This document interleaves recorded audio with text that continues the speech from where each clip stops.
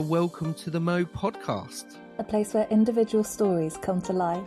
This is how we need to be communicating with people. This is how we support people's personal development.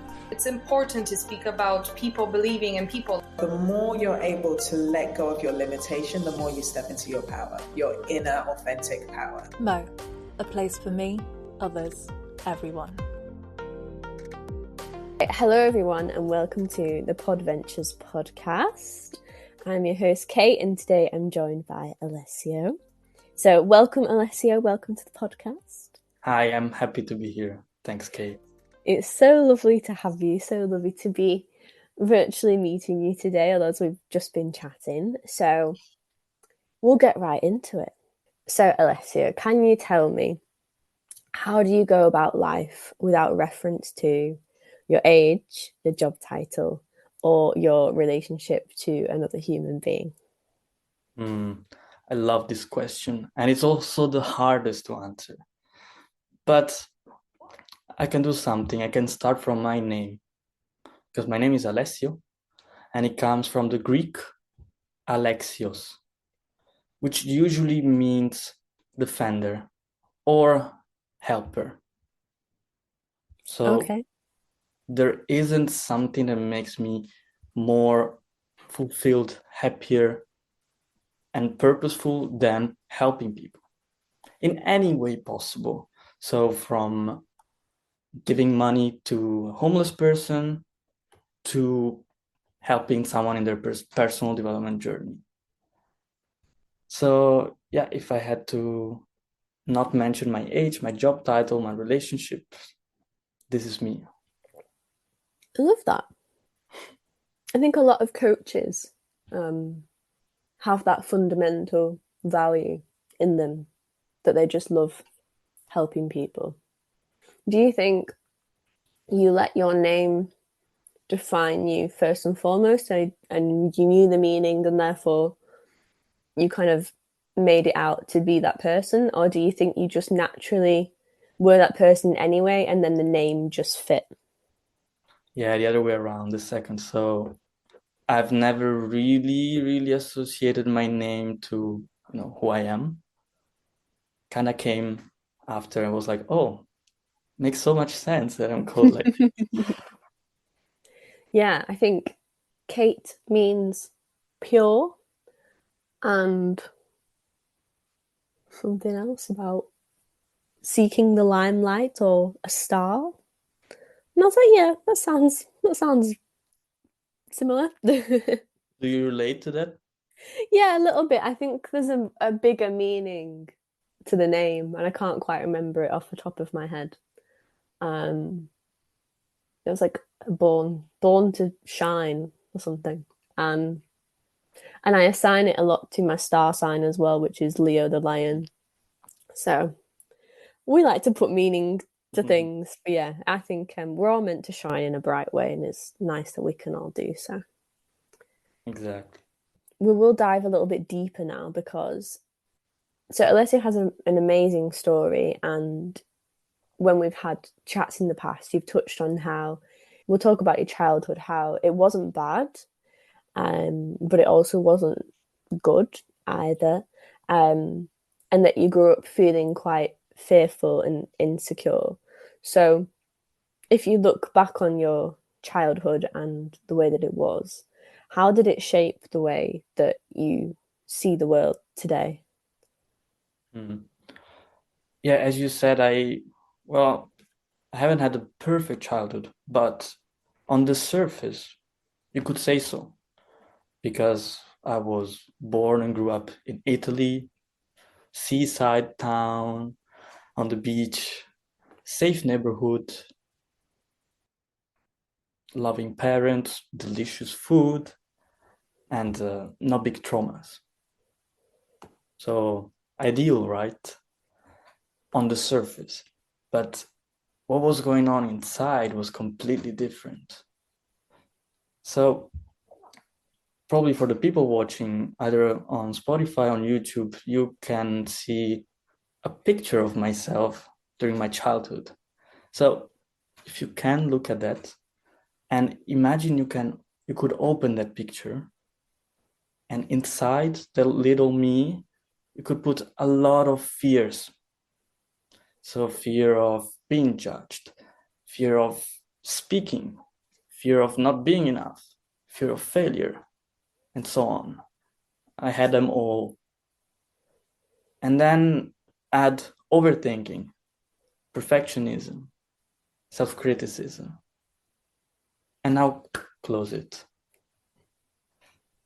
So that's what was going on inside. So for example, even meeting a relative would cause me an 8 out of 10 bellyache. I would get so anxious. I was family.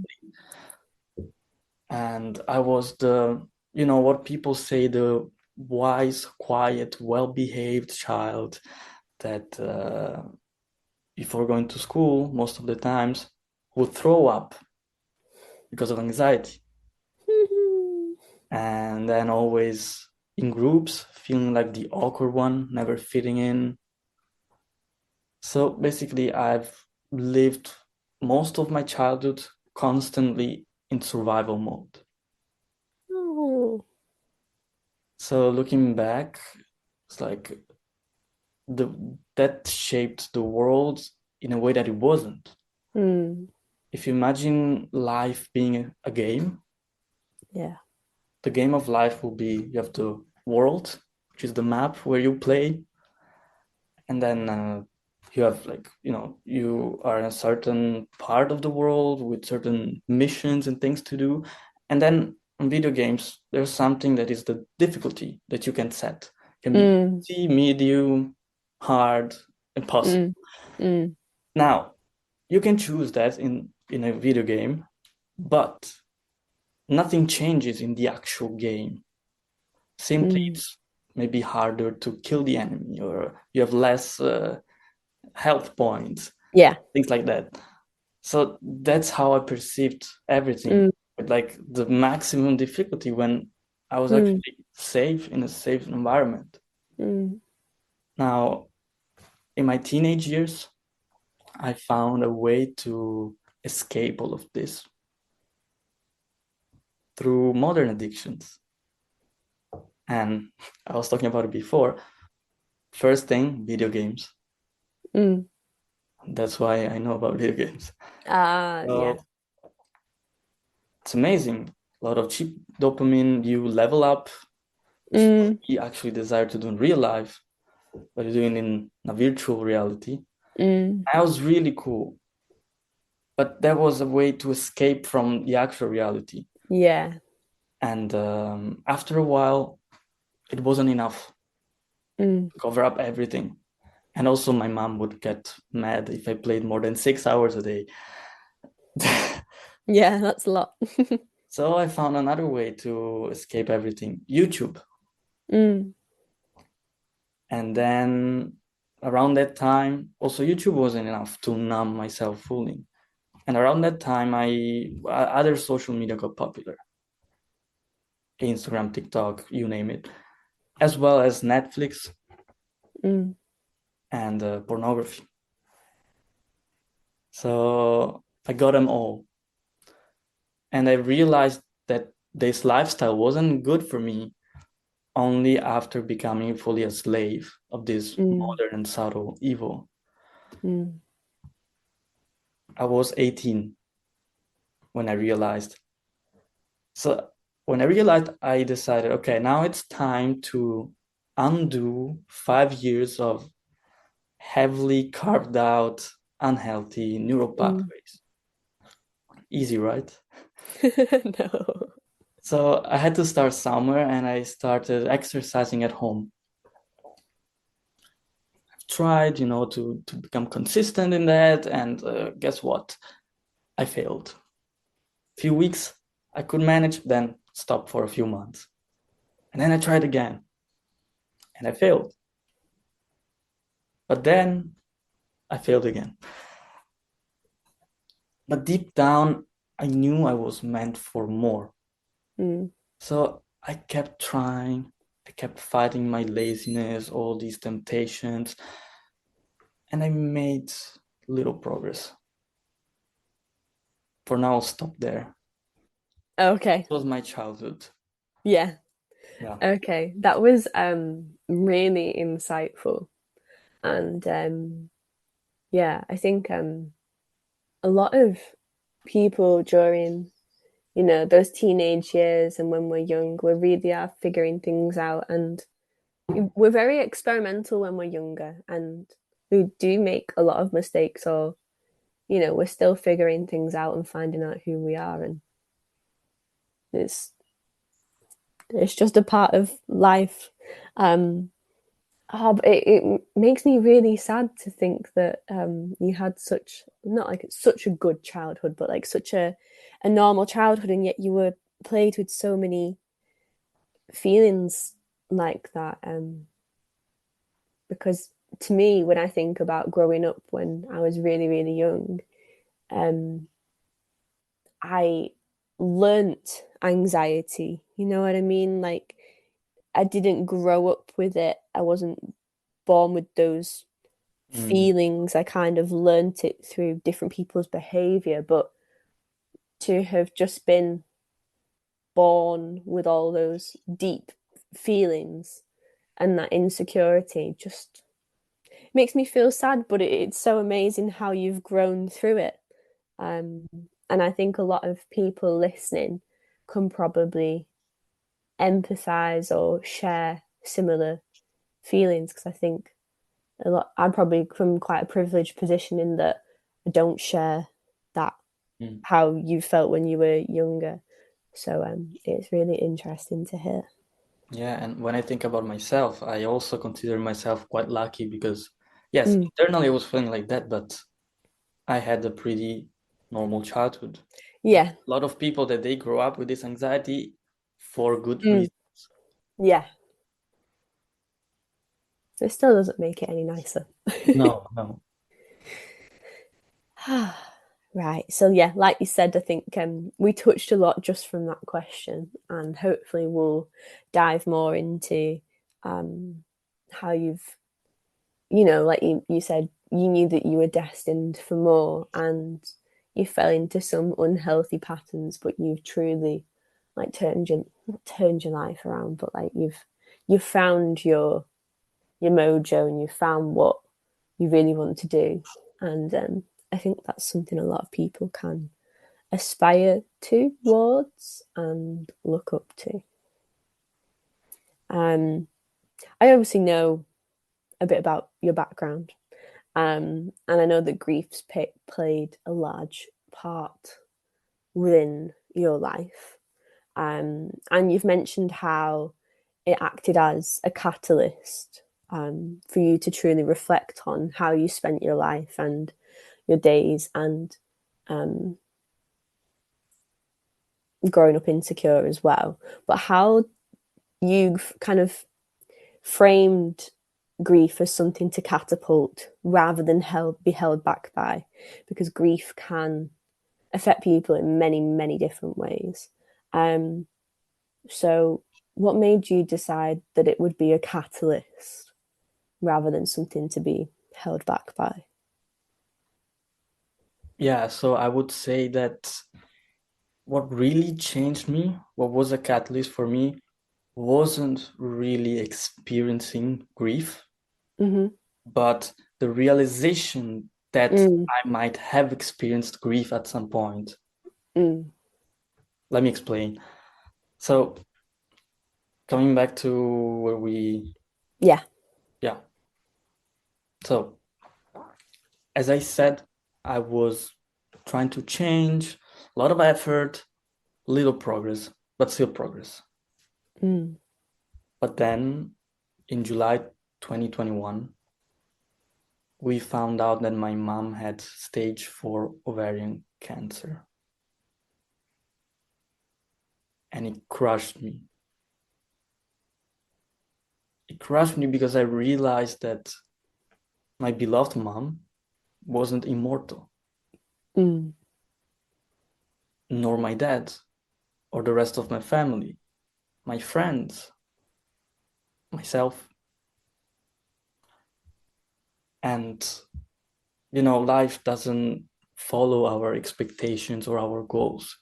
It can end at any moment for anyone. And I was part of that anyone. So that got me thinking deeply. And I asked myself a question. If my life ended now, could I say I lived it to the fullest? Absolutely not. What I've been doing for 18 years was merely surviving, not living. I was done with it. I knew I was meant for more. I knew that all those addictions, my fears, my laziness were trapping my potential. But I also knew that knowing about it isn't enough to actually change. Yeah.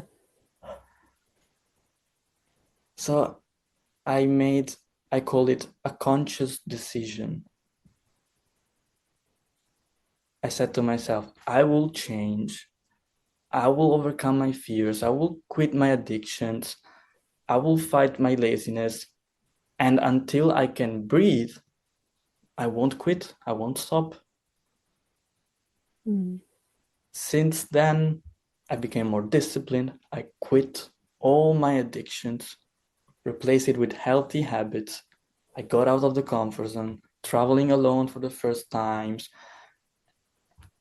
And then I decided to start living by myself abroad. So I went to study abroad in the Netherlands. I was studying linguistics. So coming back to your question, really that impact, that hit of time is finite. Life can end and you don't know when. You cannot plan that. Really helped me to make the big shift, the change in my life. You've been through so much, Alessio. We haven't started. I know. But yeah, thank you so much for sharing that. I'm so sorry about everything that you've been through because it's so much. What I know you said that it was kind of that made you realize that life is finite, and I think we do grow up thinking that our parents are perfect and immortal and nothing can ever hurt them. And you mentioned how you wanted to make those changes and you wouldn't stop until you couldn't breathe anymore.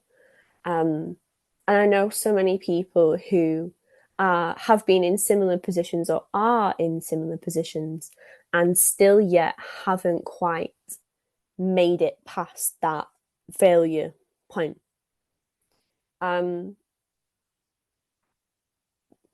Was it the idea that you didn't, was it that grief and the idea that life is finite that truly kept you going? Was there anything else that was going on in your brain that really pushed you through? Yeah, so something I always had quite naturally was this burning fire of improving. I remember when I was like 12 that I was using YouTube, but I was also using YouTube to kind of improve a bit. I remember searching how to be less shy, things like that. So I always had this fire inside me. I want to improve. And also, what really made the shift for me, at the time I wasn't really conscious about it, but looking back, what really happened when I found out about my mom's illness is that my values, what I considered important, changed. My priorities changed. And now it was time, health, and human connection. So by having these new priorities and noticing how all those fears and addictions were trapping that, that really gave me the motivation and the strength to do everything. Yeah. You obviously have a very close relationship with your mum. And obviously growing up, I guess as that shy child, you were like super close. Did you feel like living independently enabled you to kind of truly find who you were outside of your like familial relationships? Yeah, definitely. I remember when I was very little, I was always grabbing my mom's dress and I couldn't let go. I was her shadow, literally. And every time before kindergarten, I would cry because I knew she was leaving at some point. So she stayed always like a half an hour extra. And then when I was distracted, she would leave. So I was really connected to my mom, but at some point that wasn't helping me anymore to grow as a person, like as an individual. And going abroad really boosted my change, my improvement, which at the end improvement is finding out who you are. So I started living my life there and, going through a lot of challenges, but I had the right mindset. Yeah, since then things have been going really well because then I started gaining confidence of like, I'm able to do things. So that really helped. Yeah. What made you make that decision to move away?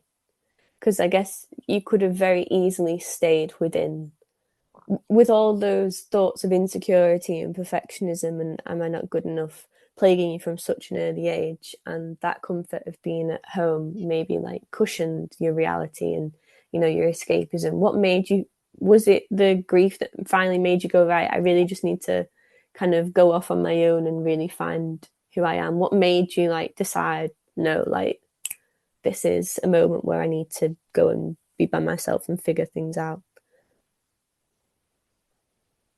Because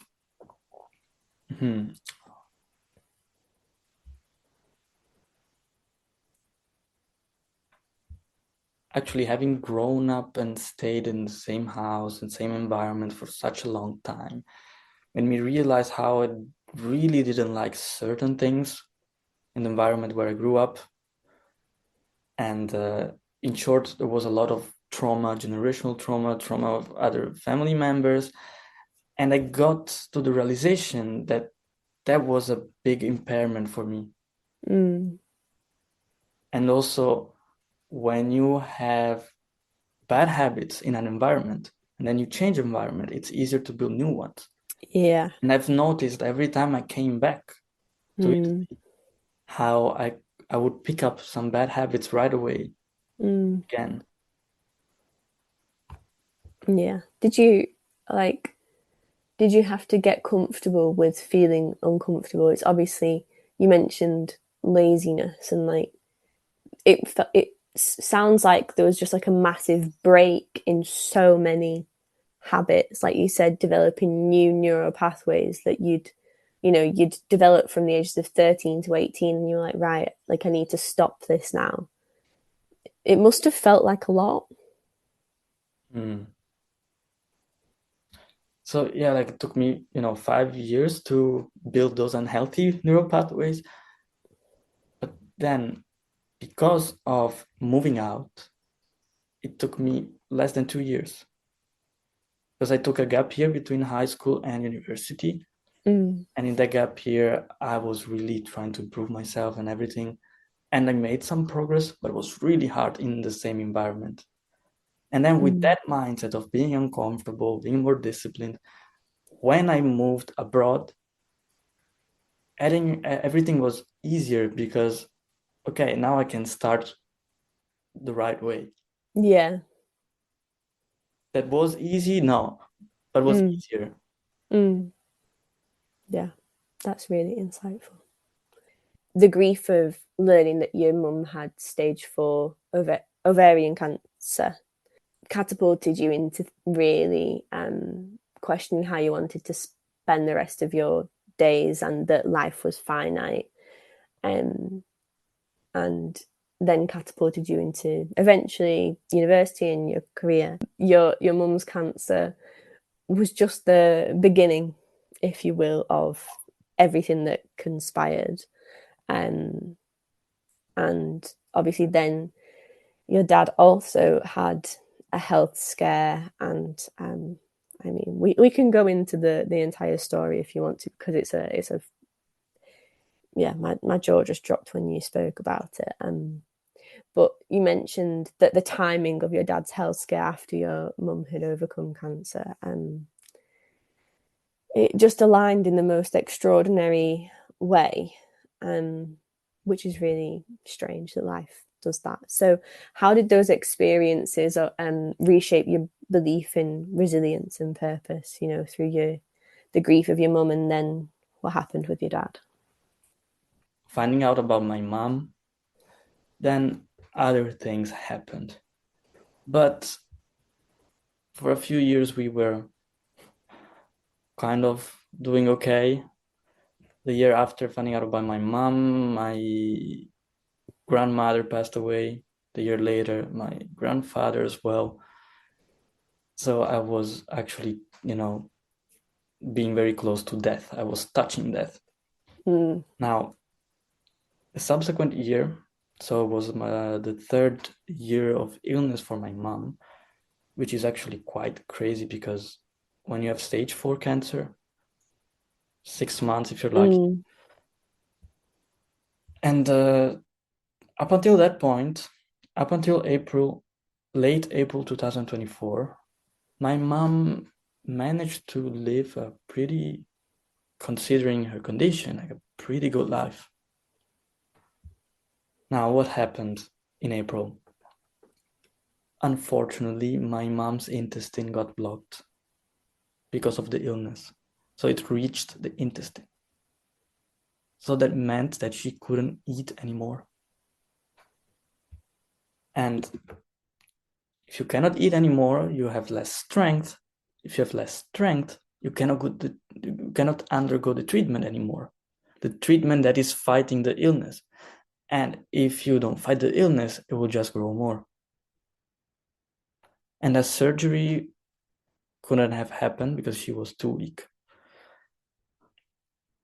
In a few days, she was 50 kilos more or less, from 50 kilos to 40 or even less. Just a few days, because she would not eat, she couldn't eat, and also she was, getting out all. I'm not gonna go into details. So it happened so quickly.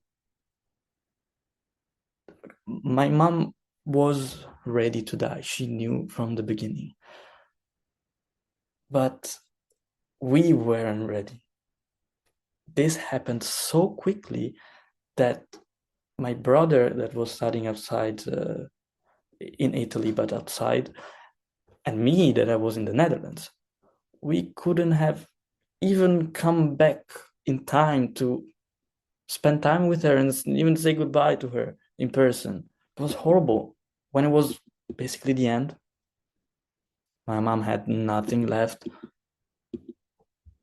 My dad, let's say, tried the last resource. He is a very religious man.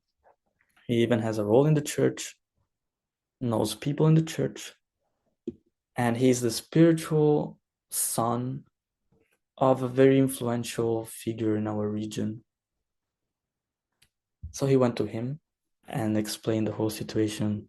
Look, Father, this is not good. There's literally no hope.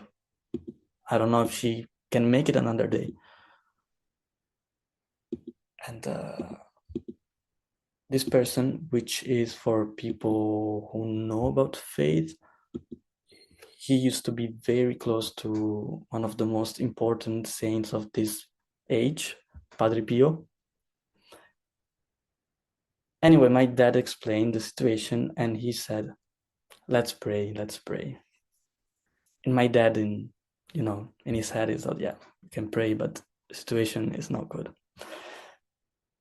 After that, he gave him to my dad his personal rosary. So my dad came home, and as soon as my mom saw it, she put it around her neck and began praying. That the night passed without knowing if she could make it, and her intestine got cleared. She could eat again. It was a miracle. Even the doctor said that, like, as I explained earlier, it's humanly, biologically impossible that happened. But it happened. So my mom started to recover a little bit. Now, this was end of April. End of May, I was here in the Netherlands. I received a text message from my mom. Call me immediately. My blood turned cold because I knew something was wrong. She never said that to me. I called her. Your dad is at the hospital. He had a brain aneurysm. He's alive, but we don't know what's gonna happen. So I cannot do it by myself. I need you and your brother. Please come back. In that moment, I was so shocked that I didn't say a word. I was holding myself, I was frozen. And then my mom said, but please stay calm, because if you're calm, then I'll be calm too. And holding back the tears, I made the biggest effort of my life not to cry in that moment. I said, don't worry, I'll come back. And I end the call and I break down. I couldn't stop crying. Then the day after, I come back and she tells me the whole story. My dad was at work. He's a goldsmith. And at a certain point, he started having an unbearable headache. And he realized something was wrong. So he called my mom saying, hey, there's something wrong. I don't feel good. Can you please come? And then he goes, never mind. I'm calling the ambulance. At that point, my mom started panicking. And she got out. She ran 2 floors of stairs. And she could barely walk. She got out of our building to get into the car, but then she realized she forgot the keys to open the jewelry store, because for safety reasons, you cannot just open and enter like a normal shop. Either you ring and my dad opens it, or you need a key. So at this point, my mom was panicking even more than before. She calls my dad again. He picks up the phone, luckily, explains the situation, and my dad says, I'll open, but just come as quickly as you can. My mom gets into the car and arrives there. There was already the ambulance, but the paramedics were outside. They couldn't enter. The stroke already happened. And my mom now didn't have the key. So at that point, my mom started screaming and crying out of desperation in front of the door, knowing that there was just that door between her and him. And there was nothing she could do to save him. For 5 minutes, nothing changed. And then suddenly, the door opened. It was my dad, all covered in blood, and just the time to open the door that he fainted again.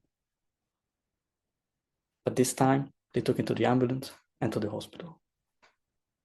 Later, we looked at the security cameras inside. And he basically had a stroke, so he fainted and hit his head on a sharp surface, and then he fell to the floor, unconscious. So this for 6 minutes. During those 6 minutes, he was losing blood the back of his head because it was cut open, and on the prefrontal cortex where the aneurysm happened. But after 6 minutes, he woke up. He regained consciousness. He got up. He even took the toilet paper to clean the floor from the blood. And then he managed to realize that someone wanted to enter. So he walked and opened the door before fainting again. Now, if you're a bit familiar with strokes and aneurysms, many people die on the spot. Another big percentage of people die in the ambulance on the way to the hospital. And if you're a lucky person, you will have quite severe permanent consequences.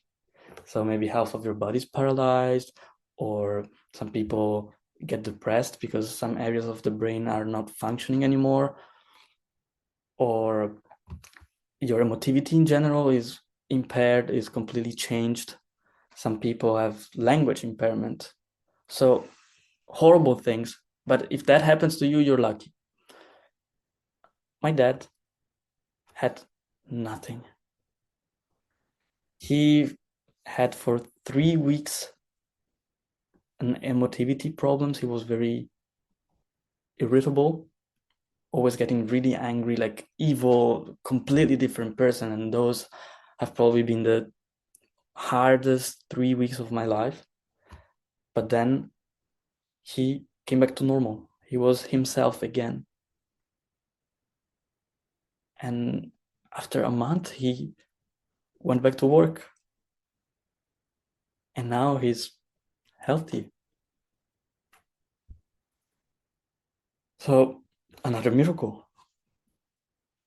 Now, the story doesn't end here, unfortunately. A month after this happened, so just the time for my dad to go get back to work, that my mom's intestine got blocked again. And we didn't receive a third miracle, unfortunately. And she passed away in August last year. So, I've been thinking about all this crazy series of events, and I asked myself the question, okay, but what was why the miracle for your mom's intestine if then she passed away anyways? Well, there are two scenarios. Like, one, the first miracle happened, the second didn't. My mom had the intestine cleared. My dad would have died as he was supposed to die. Then what? My mom passed away anyways. And maybe she might have passed in grief, in pain, and much earlier. Other scenario. My mom passed away in April. Then what? Do you think my dad would have survived the loss? Because the only reason why he got up from that was because he had to take care of my mom. And coming back to your question on how this reshaped my belief in resilience and purpose, about purpose, my mom's purpose, she loved us so much, was to take care of us. And at some point, when the illness started, I actually convinced her to open a YouTube channel, because she had the most magical, golden, talented hands, and she could create anything she wanted, from baking cakes to creating whatever she wanted to. So I convinced her to open a YouTube channel, and she did. And she started recording video tutorials of like DIY, do it yourself. And I believe that was also a big reason why she lived for so long, because all my subscribers, and I need to record a video. She was so happy about it.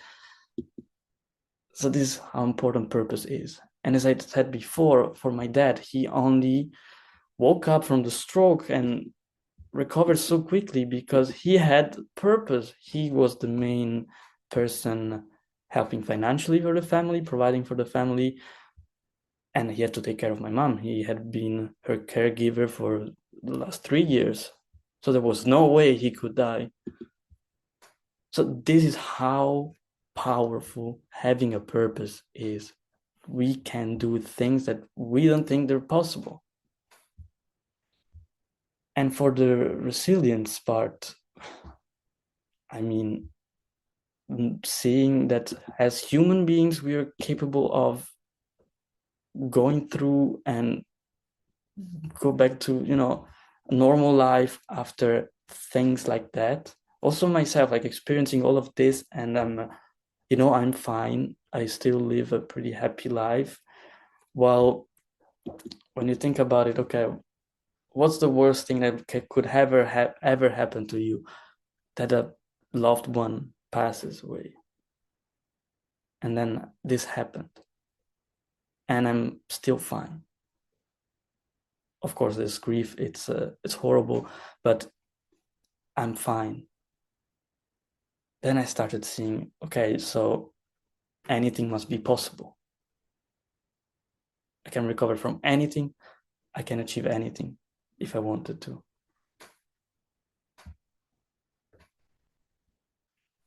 Oh, thank you for sharing all of that. The intensity of that story doesn't diminish hearing it a second time. And again, so sorry that happened. But the way that you've reframed it is just, I don't know, on another level. And for context, for people that aren't aware of strokes as well, I have a friend who suffered a stroke, and he is paralyzed, half of his body all the way down, and has full-time carers, and lives in a wheelchair and has not a great quality of life. So, and like, he's, like you said, considered quite lucky. So to have gone through 6 minutes of going through an aneurysm, hitting your head, and not having, I think it's like a shot of an adrenaline or whatever it is that you need to help with the stroke or reverse whatever it is, the drugs that you need. And it's really imperative that you get seen to so quickly.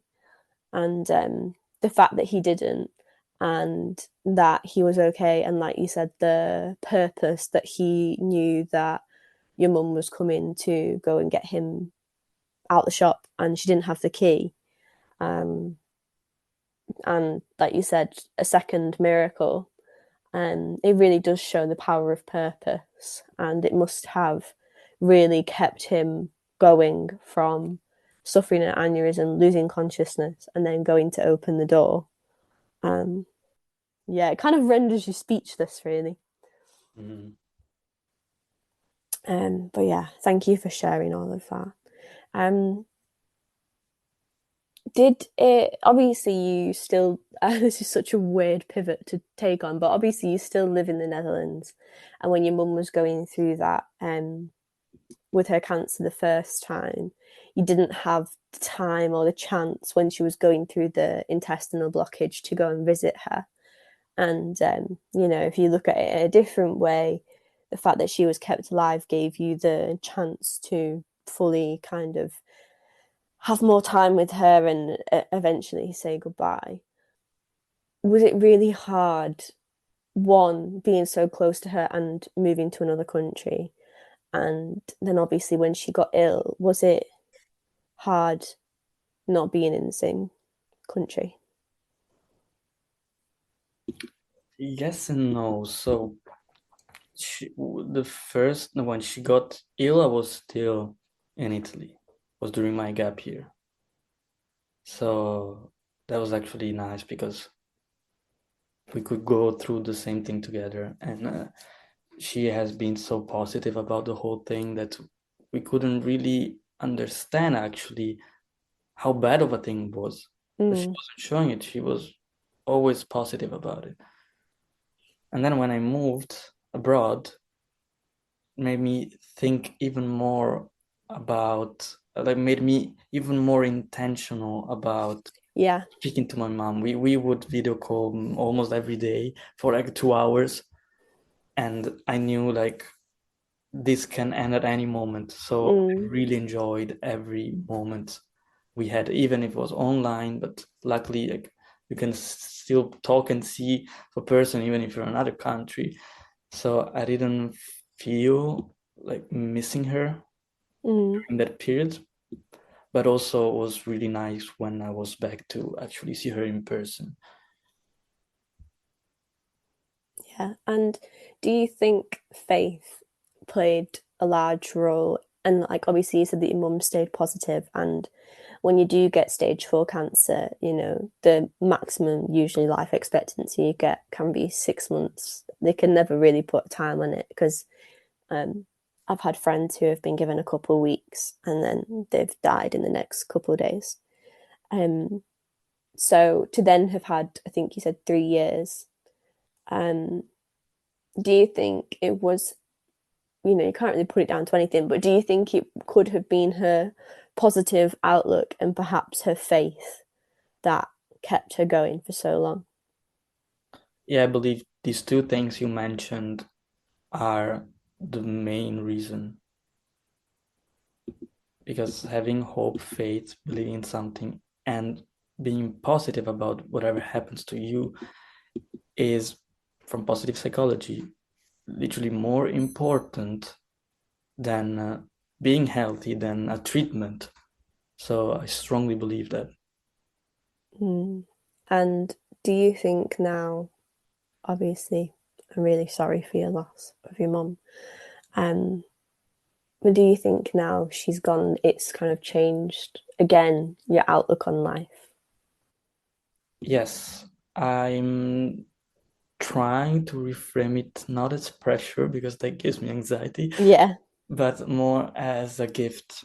I'm trying every day when I wake up, first thing when I'm like conscious, to say thanks. Oh, another day, and I'm not sick.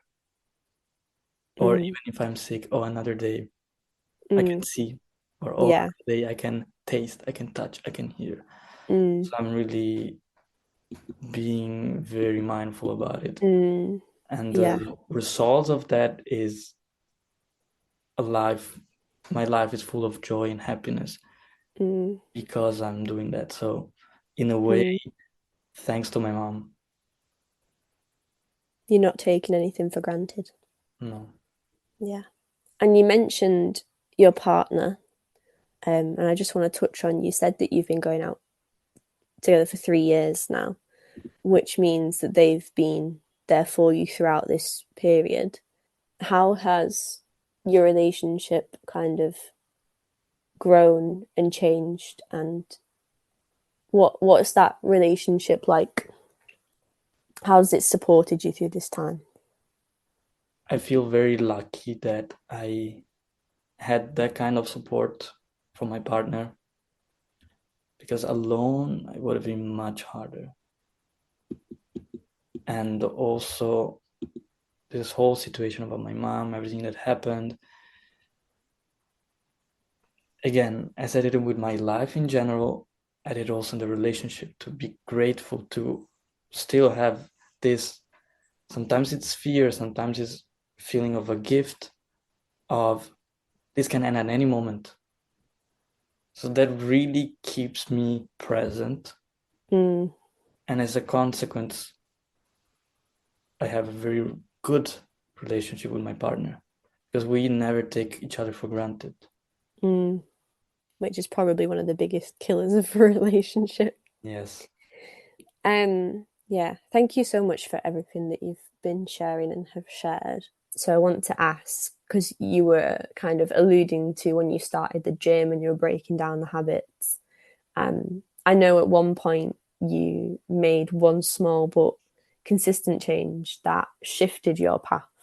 And I just kind of want to go with that vibe now of your, how you've changed so many habits. Can you share what it was, that one small consistent change, and how it helped you shape your future? Sure. So I went to study abroad in the Netherlands, university, linguistics. After a year, I realized linguistics wouldn't have been part of my future. I love languages, I love traveling. That's why I chose to study that. But I realized, okay, that's not the future for me. So now I was in this situation. I was spending most of my time doing linguistics. I knew that for me wasn't that useful, but I didn't know what else to do. And remember, one of my biggest priorities is time, using time the best way I can. And I wasn't using time the best way. So thanks to the discipline I built over the past year, I made a second conscious decision. I decided from tomorrow, I'm going to wake up 1 hour earlier every day and use that hour to reflect and research what I really, really wanted to do with my life. And I started with one question.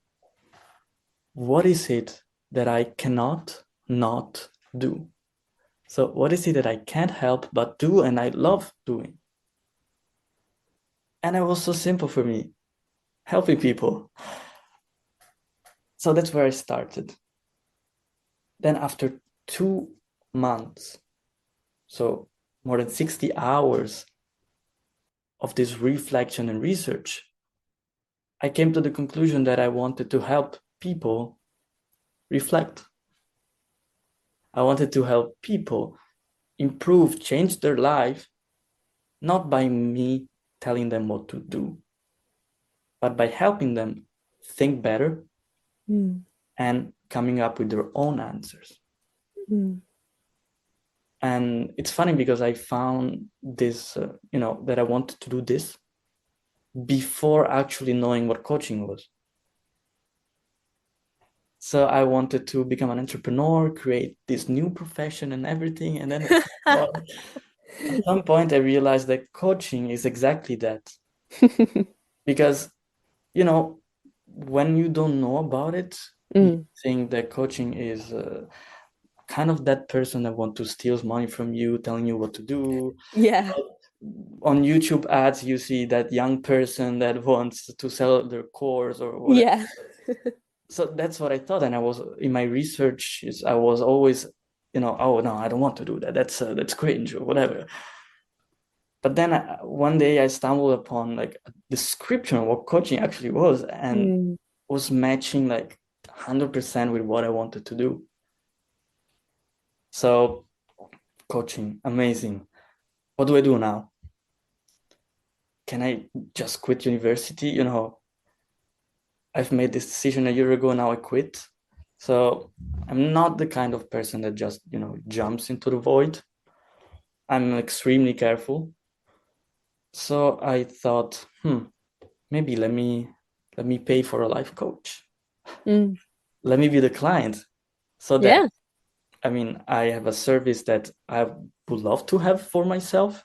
I see how this person works and I see if that's what I wanted to do. Yeah. And I'm being the client. So if I'll be a coach, I will understand what it means to be a client. So I did this, and a few months, and I was like, this is amazing. This is what I want to do for other people. So it took me another couple of months to make the final decision of quitting university and started pursuing coaching full-time. It's a very hard decision to make, to quit university or to quit anything. Because just to me, like, I probably should have quit university, but I didn't. because there was so much behind like my family. I was the first person to ever go to university, so there was so much there of like you go to university, you get a degree. So I really admire people who have quit university when they feel that it no longer is serving them. And like you said, you weren't just somebody just to jump into the void, so you really thought about it. But to I really admire the fact that you quit. Thank you.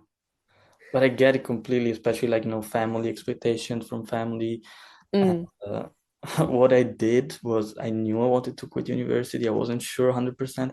I was kind of giving little inputs of how frustrated I was with linguistics, and that I might have found something that was really for me. So every time I would give this input, and then it took me like a 2.5 hour video call with my parents where we talked about my final decision. It was really hard, but the call ended with them fully supporting me. They would have done that anyways, but also understanding where I was coming from. So it's not easy. No, definitely not. So what quite was it that pushed you over to decide that that was fully what you wanted to do? I say I made a decision to quit university and pursue coaching, but if I had to be honest, I didn't make a decision. Okay. Because I had this big question. Okay, what do I do? I've considered everything. Okay, maybe I can get a degree and then do a master in psychology, or I can start and study psychology. I considered all options. I didn't know what to do. I knew that actually the best one would have been just quitting and pursuing coaching, but that was the least safe. Yeah. And at some point, one day, I woke up and without even realizing, I was thinking about my life without university, and in my head I was making a plan of how to make it work. Okay, how do I pursue coaching exactly? And to the point where I caught myself thinking that as like, I think I made a decision, and I didn't do it consciously this time, but I did make a decision in my heart. So then I knew that was the way to go. Because you'd kind of already started viewing your life without it, and you could kind of picture a more positive life for yourself without university. Yeah, and with the certainty inside that I would have done that. Yeah. So I realized later how certain I was. In my head, I wasn't. So what if, all those questions. But in my heart, I was. So that's the decision that made me. That's really interesting, because I think sometimes you can apply it to relationships as well. Like sometimes it's actually your head knows, but your heart is still thinking about something else, and you have to like your head has your heart has to catch up with your head. And then obviously you've said that you were following your heart, but your like logic in your brain had to then catch up with how your heart was feeling, because you were following your heart, and like that gut feeling. Yes. Which is really brave and a really courageous thing to do, because I think everybody who is miserable at the moment has followed their head and not their heart. So yeah, I mean, we could talk about it very lightly, and that like you knew that coaching was what you wanted to do, but it is so brave to quit something, especially when I know you've said that it was such an uncertain path for you that no one else had done before. So it is really brave, and I want to press you a little bit more. But I want to ask, how would you advise someone to who might be going through a similar situation where they know that they want to quit something that is no longer serving them, and they want to go down a path that no one that they know has taken before. How would you advise someone to create that courage to make that decision? Yeah, I have actually a few things to say about this because I've really thought about it. Like, how could I make this decision? And a few insights that I got that really helped me. Because you say I'm very courageous, but I don't think so. You don't feel it in the moment, but it is. Yeah, but explain why I had this courage. One thing was when we are, in a situation like this, we think either black or white. Yes. Either I do this and I become extremely successful and everything goes well, or I don't do it. But I've realized that I could come back to university at any point. So I was like, okay, it's not the end of the world if it doesn't work out. Then I was thinking about, but if I quit, then I failed because last year, a year ago, I made this thoughtful decision of going abroad to study linguistics and everything. And now after a year, I quit. Then I'm not true to myself, I thought. And of course, what all the other people will think. Now I quit, I made a mistake and all of that. But then I realized, okay, because of choosing linguistics, I moved abroad. And I moved to Leiden in the Netherlands, which is a place I love. I'm still living here and I'm planning to live many more years. So I had no idea about this town even existing if it wasn't thanks to linguistics. Then I also met my partner there, and now it's been 3 years we're together. So, okay, also love would have been there if I didn't make this decision. And also I thought, maybe I might have never gotten so frustrated to wake up 1 hour early for 2 months. And I might have never found out about coaching. So what I say is like, okay, this wasn't a failure. So then what is a failure? Well, a failure would have been, after knowing all of this, staying and keep studying linguistics. So after the realization to not do what would have been best for me, then that's a mistake. Yeah. Thanks. It's so good. Yeah, because I think you've really very eloquently explained it there, because like you said, the failure would have been to have stayed where you were, having known that linguistics wasn't right for you. And I think I'm still going to call you brave, because it's still brave. But I think it really takes it does take bravery to know that information and really process it and then act on it. But I also like the way that you said, you've moved to the Netherlands, and even if you took up coaching and you decided that wasn't then for you, or you've moved to the Netherlands to study linguistics and now you decided that it's not right and you failed, but you just said, but what is failure? And I think it's very easy to think of it as a failure, but obviously it's not. And I can't think who said it. I don't know if it was like Oscar Wilde or Martin Luther King or somebody, and they either said, I either learn or I win.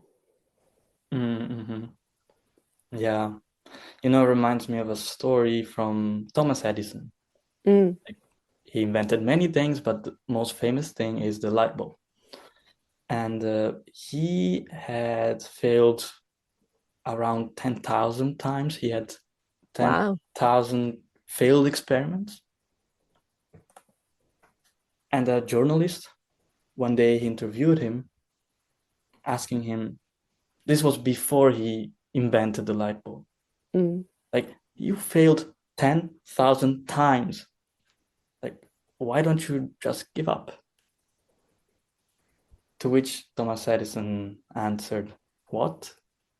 I didn't fail 10,000 times. I made 10,000 steps toward the success of inventing the light bulb.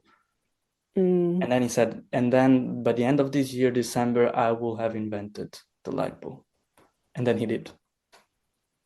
So what is faith? Yeah.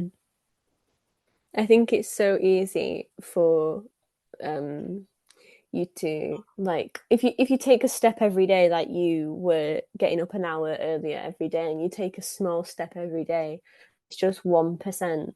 Eventually, after 100 days, that gets to 100%. And it's so easy for us to not look at the bigger picture and not see that growth, which is kind of what coaching helps you do. It helps you zoom out and give yourself credit, and also look towards the future about what you want. But it definitely, like, there's some also like therapeutic techniques where you're helped to like zoom out of your life and really look at, this happened, but then that started this, and then this happened, but that started that. And yeah, it's very easy to get wrapped up in like, but I've not made it yet. And I think we see a lot of overnight success, and we think, oh, that just happened for them. But like you said with Thomas Edison, you don't see the 10,000 steps that have taken somebody to get there. I also want to just touch on, which you mentioned at the very, very beginning, of all those like habits that are negative that we can get into, and the escapism of what I think a lot of young people are going through at the moment is like just so much information. And I think a lot of young men have like addictions with pornography and gaming and all these different distractions that we can have from real life.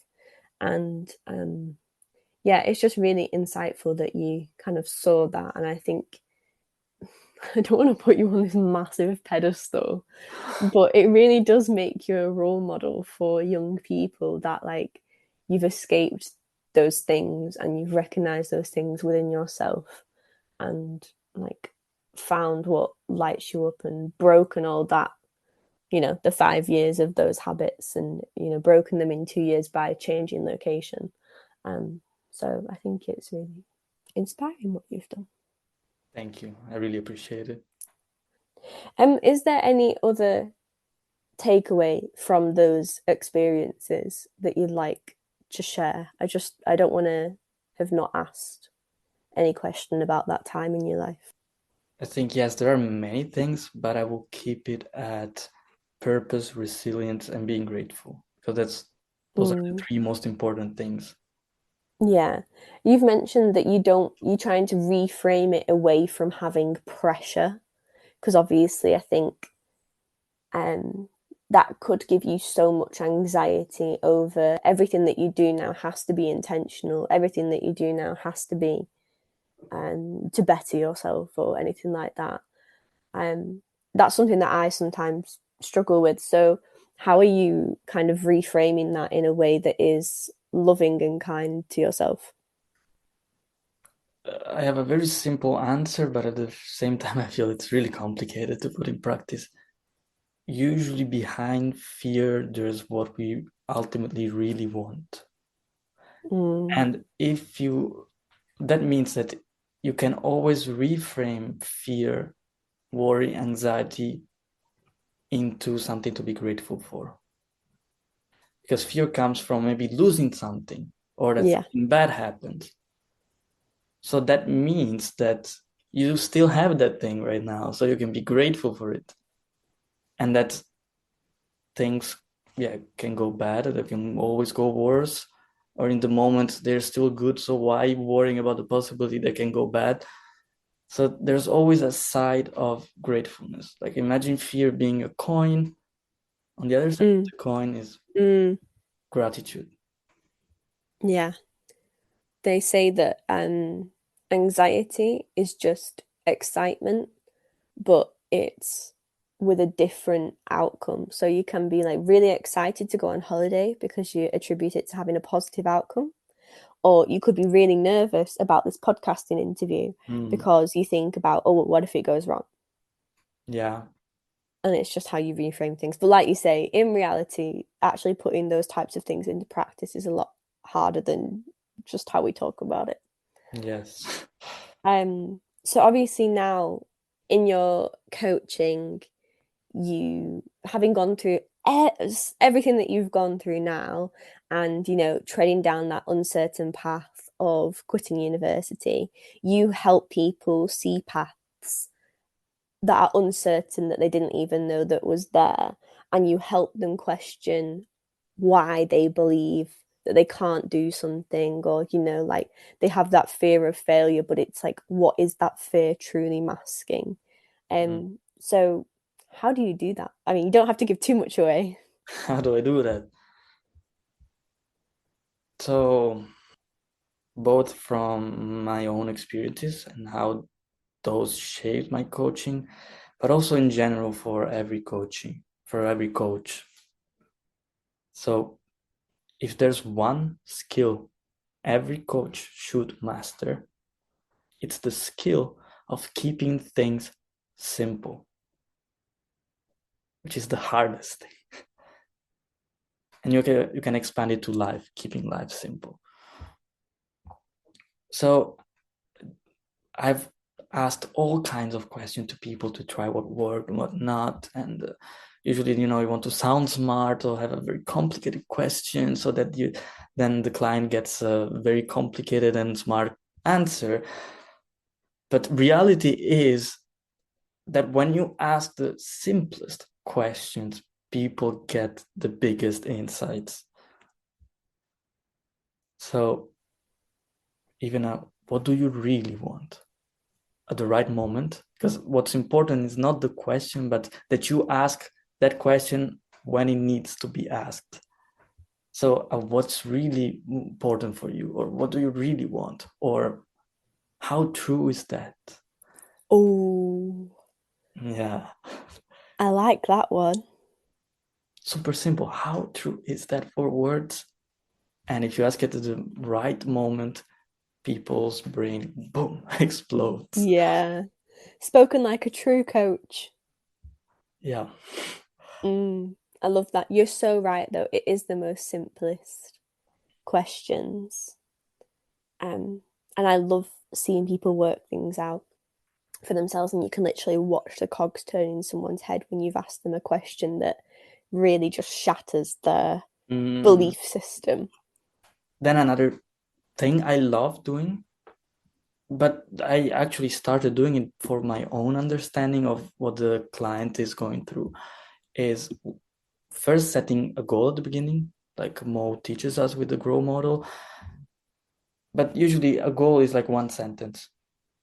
For example, I want to optimize my social life.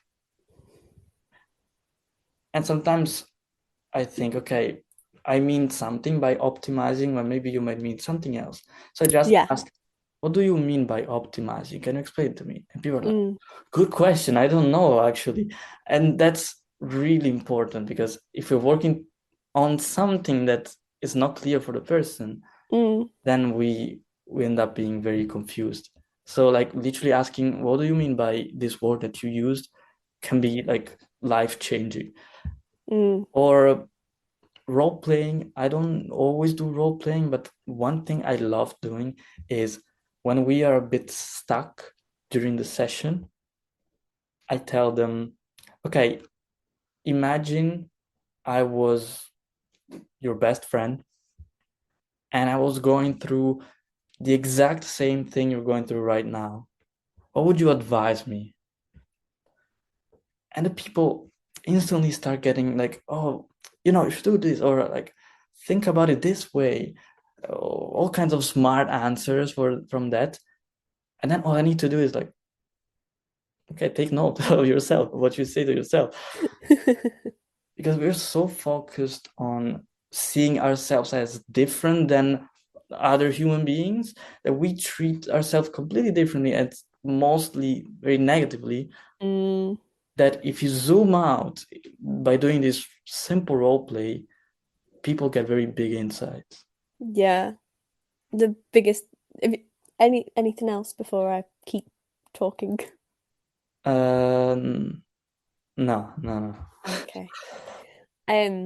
Yeah, like so many insights to relationships when people, like, it's so easy to give that advice of like, oh, just break up. But when you're actually in that situation, you can be like, oh no, because da da da da da da. And then that question of, if I was your best friend and you were in this situation, what advice would you be? You'd be like, oh well, and it just completely changes. So you're right. There's so many insights of things that you said then that I'm like, yep, so true. So got 5 minutes.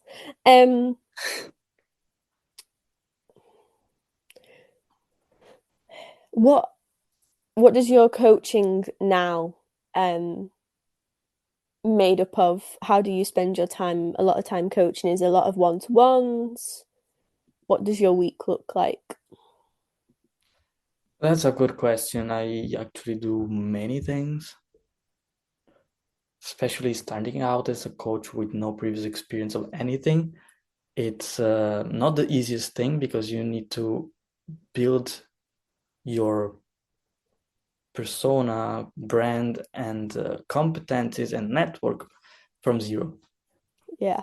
So that's pushed me to do a lot of things that I love also. So besides the one-on-one, I have now a community that wasn't a goal actually, but it happened because I was looking for a way, since my profession and my hobbies are very similar, very related. I was looking for a way to do kind of both exactly. And I came up with organizing and hosting meetups, activities of things I loved myself that were related to personal development, so that I could meet like-minded people. Love it. And then one person might become a friend, the other person might become my own mentor, or then become a client. So I said, I don't really care exactly about what, but I know this is good. So I still do. I host 3 meetups per month. One is bouldering, so climbing. Yeah. And you get like fun, fitness, meeting people, overcoming your fears, mindset. Get all that in a fun way. And then I have walking in nature, kind of meetup. So like small groups, and we hike in the Netherlands. You cannot call it hiking because there are no mountains, but we walk in nature, and at some point we have lunch all together, and after lunch we have a deep conversation. So at some point I stop everyone and I say, okay, does anyone have a very deep question that wants to ask to the group? And then someone usually has, or otherwise I ask the question, and then we have like 15 minutes of very deep conversation where we get to know each other like on a deeper level. And I love that so much. The third one is basically that, but extended to like only that. So we will meet either at the park or in a cafe. And the meetup is about a specific topic within personal growth. So how to find your purpose, or are you too busy to be productive, or why is change so hard? Like these kind of questions. And then it's 1 hour of that, no, 2 hours actually of that only. So you meet someone you've never met before, and you basically start right away to getting to know them on a deeper level. And then I'm open to opportunities. I've had some trainings, workshops I gave. Plus, now I'm building a lot of skills, including public speaking skills. I've become a member a month ago of Toastmasters. I don't know if you're familiar with that, but okay. So Toastmaster is basically the most popular worldwide public speaking club, and there is usually like at least one club every medium-sized town. That big, like cities have at least like 3, 4, 5 clubs. And basically what you do is improving your public speaking skills. So you can give speeches, but then there are like people evaluating you. You see other people giving their speeches, and then you can also evaluate them. It's like a very supportive learning environment, safe to improve your public speaking skills. Wow. And sorry, Alessio, I've got a meeting at 15:15. Yeah. I'm gonna have to try and quickly wrap this up. What platform do you use to set up these meetings? How do you let people know about them? How have you got people together?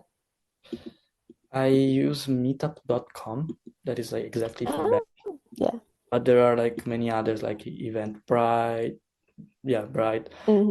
But also I'm a lot around in person, so I join other events and then I meet people, and I have a WhatsApp community now.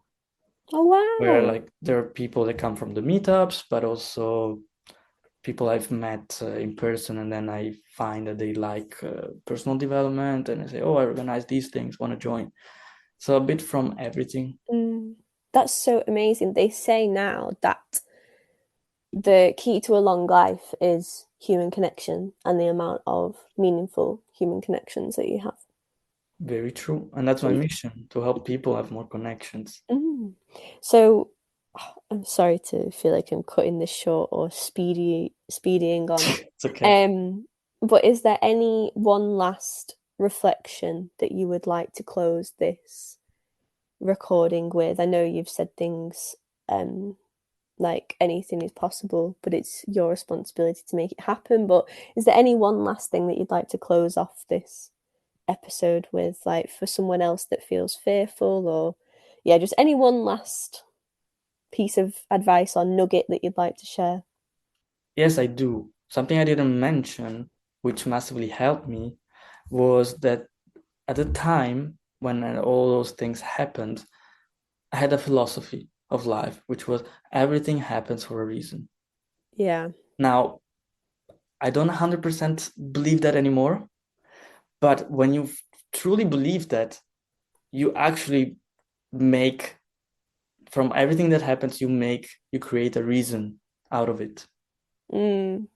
So as you said, like not everything happens for the best. Absolutely not. My mom didn't pass away for the best. I don't believe that. But you have the power to make the best out of all things that happen. But again, it needs to be your conscious decision. And at the time, I didn't really make that conscious decision because I truly believed, oh, everything happens for a reason. So I had that mindset. But while not everything happens for a reason, you can create a reason. You can make the best out of those things. Because usually, in life we have ups and downs, but usually when we are when we touch the bottom, that we experience the most growth. So every time something bad happens, remember that there's potential, there's possibility to have a very big positive impact in your life or life of other people. I like what you said about when we touch the bottom, it's usually when the most growth happens. And I think you're really right there. Oh, thank you so much, Alessio. I hope that you feel like you've shared as much as you'd like to share. Yeah, like life is big, so there's always a lot to say, but I'm really happy. Thank you for listening to this episode of Podventures on the Mo podcast. I am Kate, your co-host, alongside Alex. If, after listening to today's episode, you feel compelled to share your story, please email info@mofoundation.com. We would love to hear your story and have you here as a guest on the podcast. If you have been enjoying the Mo podcast, please do leave a review. It helps the team so much understand what you want to hear more of, what type of guest speakers you enjoy. If you want to recommend a guest speaker who you think we should be talking to, let us know. We will endeavour to feature them. If you love Mo so much that you don't ever want to miss an update, subscribe to our channel so that you will be notified every time a new episode comes out and you won't miss a thing. And don't forget to answer today's question.